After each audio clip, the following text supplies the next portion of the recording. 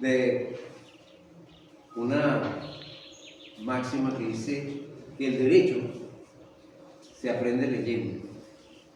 Lo que subyace en esa frase es que necesariamente lo importante es la correlación entre la teoría y la práctica. Hacer necesita de un conocimiento de base. Y hoy nos vamos a dedicar en esta primera exposición a trabajar sobre uno de los temas más importantes, que es la jurisdicción. Tenemos entonces, en orden de la presentación, primeramente un correlativo de explicación teórica sobre el tema y al final la participación sobre la conclusión que puedan darnos de un pequeño taller quienes en él participan. Vamos entonces a escuchar la exposición de nuestros compañeros. Les habló Francisco.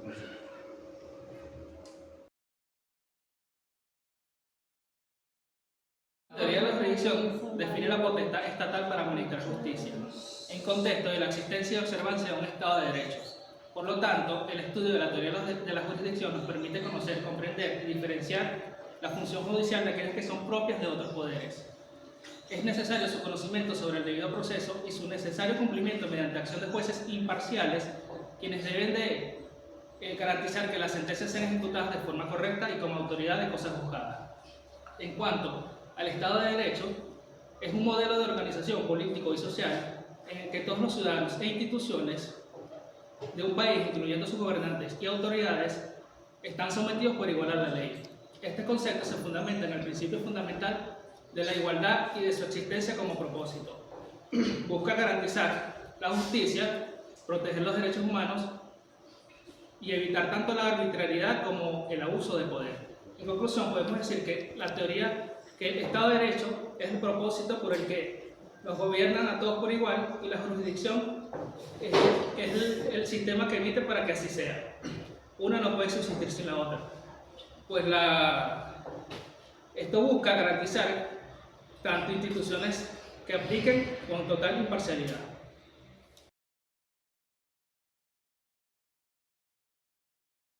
La igualdad, la equidad y la justicia se entienden que es uno de los pilares fundamentales del derecho de Estado. Uno de sus acciones o uno de sus elementos fundamentales para el ejercicio del derecho de Estado es la jurisdicción, la cual garantiza que se debe de tener por la primacía de la ley, que esta es la máxima de las leyes. Por segundo, tenemos que debe de haber la separación del Estado, o sea que el Estado se encuentra dividido en tres poderes. También tenemos la protección de los derechos y garantías, que estos son los deberes de cada una de las personas. Al igual tenemos la independencia de la justicia, que debe de haber igualdad y autonomía. Y por último tenemos la administración de justicia, que va en conjunto con el debido proceso.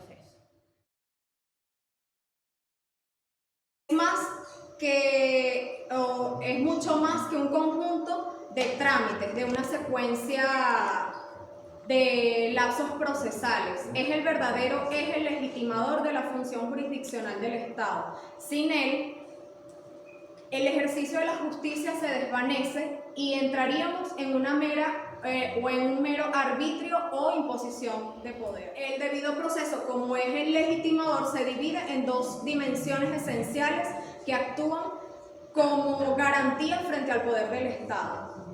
El primero es la dimensión formal o adjetiva, que quiere decir que se debe garantizar el cumplimiento estricto del procedimiento y así asegurar que el camino para llegar a la sentencia final debe ser limpio y transparente. Esto comprende lo siguiente: presunción de inocencia, carga probatoria estatal antes del acto de juicio definitivo. La presunción de inocencia es la garantía de que la libertad es la regla y la sanción es la excepción. El ciudadano solo puede ser juzgado por el tribunal predeterminado por su competencia. De esta manera, todos tenemos derecho a ser juzgados por un tribunal competente, predeterminado por la ley y de manera imparcial. Defensa y escucha. Núcleo del proceso, acceso oportuno a las pruebas y tiempos procesales. De esto podemos deducir que primero tenemos derecho a ser oído y a la contradicción. Segundo, lapsos y preclusión rigurosa. Y tercero, derecho a la defensa y a la prueba. Por otra parte, tenemos la segunda dimensión, que es sustancial o material. Y de esta manera podemos decir que va más allá del cumplimiento de estos trámites. Es que exige que el contenido de este derecho, de estas leyes aplicadas y de la sentencia final deben cumplir con la exigencia de la justicia material. Por consiguiente, al fallar cualquiera de estas dos dimensiones, por violación de alguna garantía constitucional, el debido proceso perdería su legitimidad. Por consiguiente, el acto resultante quedaría afectado de nulidad absoluta. Muchas gracias. El origen etimológico de la jurisdicción. Tenemos que el origen etimológico de la jurisdicción proviene del latín antiguo, lo cual significa jurisdictum. Iuris porque viene del ius, que quiere decir derecho, y dictium porque viene del verbo decire, que significa decir o declarar, lo cual la palabra jurisdictum significa decir o declarar el derecho. Ahora bien, la jurisdicción es el poder que tiene el Estado, el cual emana de su soberanía como ser omnipotente. Este se hace a través de los órganos jurisdiccionales competentes, los cuales fueron creados como tal, que están encargados de resolver los conflictos de interés intersubjetivo y de igual manera aplicar las penas correspondientes a las transgresiones de las leyes. Muy bien, ahora tenemos lo que son las características de la jurisdicción. En las características de la jurisdicción tenemos que es de naturaleza pública. ¿Por qué? Porque solo puede ser ejercida por los órganos del Estado. Este último es el único que tiene la facultad para administrar justicia. De igual manera tenemos que es autónoma e independiente, porque puede ser ejercida solo por autoridades competentes, las cuales solo por autoridad competente de manera soberana. Después tenemos que es exclusiva, porque solo, como bien había dicho, solo puede ser ejercida por la autoridad competente siempre y cuando esté facultada por la ley. Y por último tenemos que es indelegable. ¿Por qué? Porque solo el juez es el único que está investido para ejercer lo que es la jurisdicción, siempre y cuando éste tenga competencia y jurisdicción, lo que quiere decir que no le puede dar a otro juez la causa. Sujeto de la jurisdicción. Como sujeto de la jurisdicción tenemos al autor, que en este caso es el Estado. Es el ente soberano que tiene poder sobre los límites de su territorio y los puede ejercer. Tenemos también en los sujetos al sujeto pasivo, que en este caso se ubica en las personas que están dentro de ese mismo territorio y el Estado puede ejercer sobre ellos. Bueno, conforme a los elementos, tenemos los elementos existenciales, los elementos subjetivos y elementos formales para el ejercicio. Conforme a los elementos existenciales, explica que para que exista la jurisdicción es necesario los otros dos elementos. En este caso sería el elemento subjetivo, que es el juez, que en este aspecto es el sujeto activo, es el titular de los órganos jurisdiccionales que concreta la función de los estados y que para poder ejercer, en ese caso, necesita otros órganos auxiliares del Estado para conformar un solo tribunal. Dentro de los mismos elementos subjetivos está también nuevamente el sujeto pasivo, que en este caso es la persona actora que activa el proceso en función de sus propios intereses. Y para finalizar tenemos a los elementos formales para el ejercicio, que en este caso representan los procesos y procedimientos para ejercer la jurisdicción. Los principios jurisdiccionales se encuentran ubicados en nuestra Constitución. Las leyes procesales se encuentran conforme a cada materia. Ok, vamos a hablar ahora de los factores y momentos de la jurisdicción. Al momento de hablar de esto, es bien necesario acotar que ellos emanan del derecho romano. Actualmente, en nuestra Constitución y en nuestro ordenamiento jurídico procesal, los vemos establecidos tanto dentro de la Constitución como dentro del Código de Procedimiento Civil. Inicialmente, este motor jurisdiccional, por así decirle, va desde un inicio. Él sería el notio, conocido en el derecho romano, o conocer, que este lo vemos establecido en el artículo 26 de la Constitución de la República, que es el derecho al acceso a la justicia, o como lo conocemos regularmente como la tutela judicial efectiva. Luego vemos el vocatio, que significa convocar. Este es donde se le hace la citación o la notificación, también conocida como el llamado a las partes o el debido proceso. Esto está establecido en el artículo 49, numeral 1 de nuestra Constitución. El coercitio o la coacción. Aquí vemos son la facultad que tiene el Código de Procedimiento Civil para ejecutar medidas coercitivas establecidas en el artículo 21 del ya mencionado código. El indictio o la capacidad de juzgar es la que establece la Constitución de la República en el artículo 253, que es la capacidad de dictar sentencia, que en este caso será el abocamiento del juez para un proceso correspondiente. Finalmente, tenemos el executio o ejecutar, que es el hacer cumplir lo establecido, porque aquí vemos la tutela judicial efectiva establecida primeramente en el conocer, pero también la vemos en el ejecutar, porque no es solamente una tutela judicial efectiva que es el acceso a la justicia, no, también la vemos en el hacer, que tengamos nuestro derecho, pero también sea cumplido. Muchas gracias. Buenas tardes, mi nombre es Natanael Fuentes y yo voy a hablar sobre la noción de sistemática de la jurisdicción. Aquí tengo una gráfica donde me habla un bosquejo de lo que llaman el sistema judicial. Pero yo antes de hablarles sobre el sistema judicial voy a hablarles qué es un sistema. Ya sabemos lógicamente que es un sistema, pero vamos a aplicarlo de una forma sencilla. Si nosotros nos imaginamos una cadena donde tenemos un candado para cerrar una puerta, cada eslabón de esa cadena forma un sistema. O sea, cada eslabón viene formando, el conjunto de todos esos eslabones viene formando un sistema. ¿Qué quiere decir? Que el sistema es un conjunto de acciones, un conjunto de procesos que me forman un sistema. Si nos vamos al ámbito de la informática, tenemos que el teléfono hay un sistema y hay subsistemas. Por ejemplo, el WhatsApp es un subsistema del teléfono y el sistema operativo del teléfono también es un sistema. Hay sistemas macros y hay sistemas micros. Así como le expliqué lo que es un sistema, también la jurisdicción también tiene un proceso de sistema. Como define el LAM, él lo caracteriza de esta siguiente manera. Él dice que hay una cláusula operativa, que es lo que nos indica el proceso del cual vamos a llevar.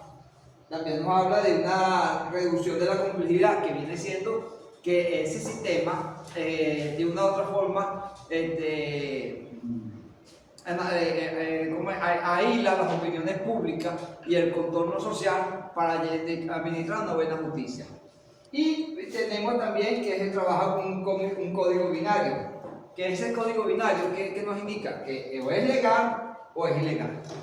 Pero basándose en esa teoría, en la actualidad vemos que en la Constitución, el artículo 253, nos establece cómo está conformado el sistema judicial en Venezuela, lo que es la jurisdicción. Ahí lo podemos ver que me dan como primer orden el Tribunal Supremo de Justicia, los tribunales especiales,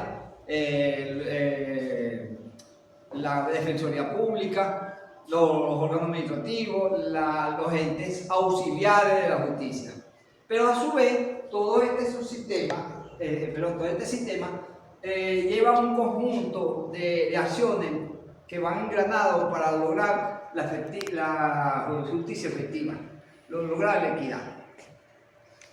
También nos encontramos que este sistema tiene una actualización digital. ¿Qué quiere decir esto? Que con la actualidad hemos avanzado tanto que estos sistemas nos apoyan en las herramientas digitalizadas que nos permiten de una u otra forma, por ejemplo, el Tribunal Supremo de Justicia publica sus sentencias a través de la página web, es una forma digital. Igualmente nos encontramos que para realizar una notificación ahora utilizan la vía telemática.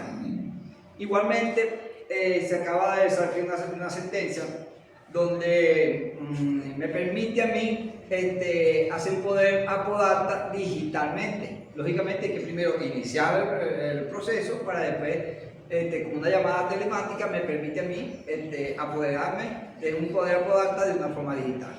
Entonces, en fin, todos estos que le vengo hablando me habla de un subsistema, de un sistema que me permite engranar cada uno de los procesos que lleva la jurisdicción para lograr una equidad en la distribución de justicia.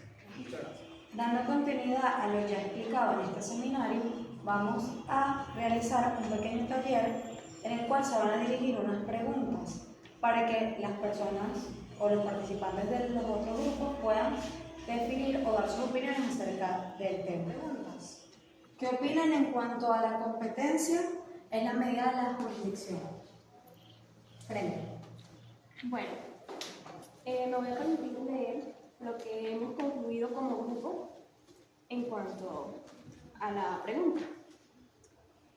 La competencia como medida es la potestad de jurisdicción aplicada a un sector jurídico específico, territorio, materia y cuantía, asignado a un órgano determinado. Como visión sistémica, la jurisdicción no es un acto aislado, sino un sistema social autónomo, que reduce la complejidad social, transformando conflictos en decisiones legales bajo un código binario legal.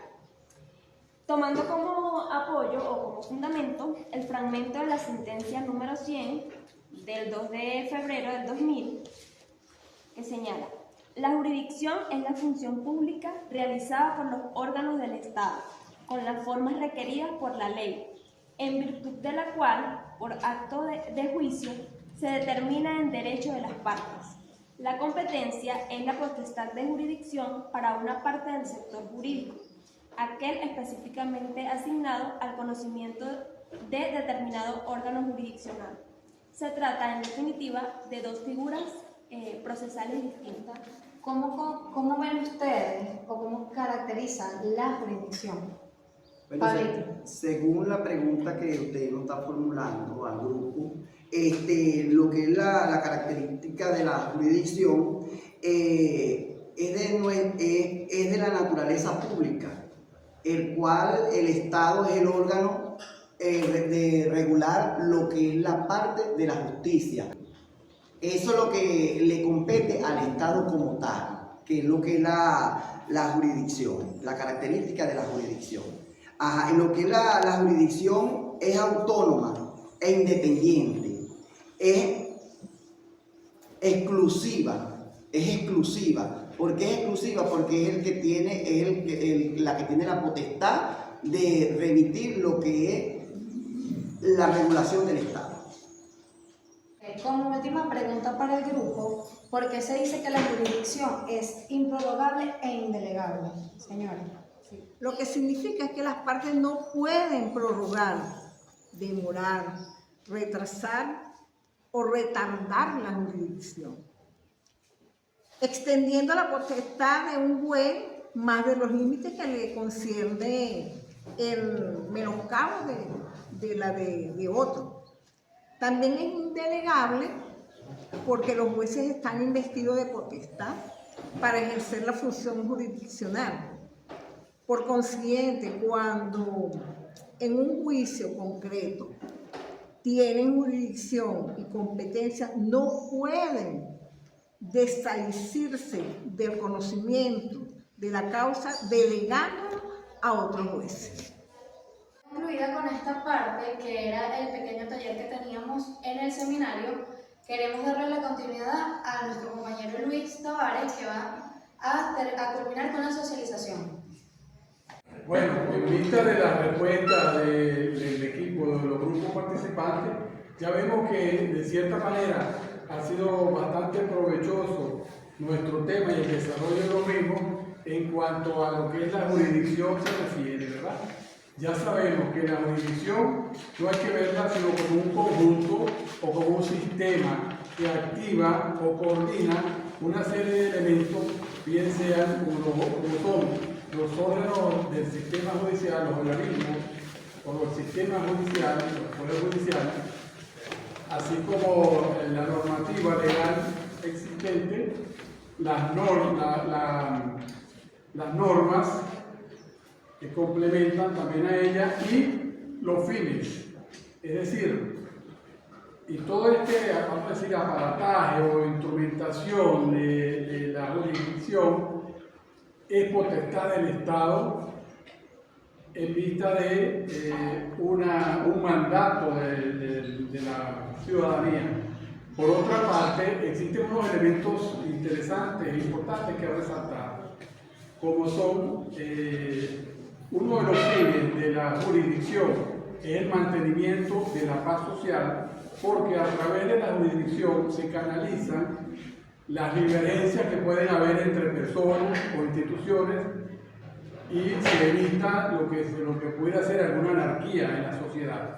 Y por otra parte también es importante señalar que a través de la implementación de la jurisdicción, esta se encarga de velar por el respeto a los derechos individuales, como puede ser la libertad o algunos otros derechos que puedan estar en peligro o bajo alguna sospecha o amenaza de abuso. Es decir, con esto más o menos queremos cerrar lo que es este ciclo de exposición, agradeciendo a todos los participantes, los compañeros y colegas, y a la profesora que nos dio la posibilidad y la oportunidad de ser el primer equipo en participar e iniciar con esta serie de seminarios. Agradeciendo todo, muchas gracias.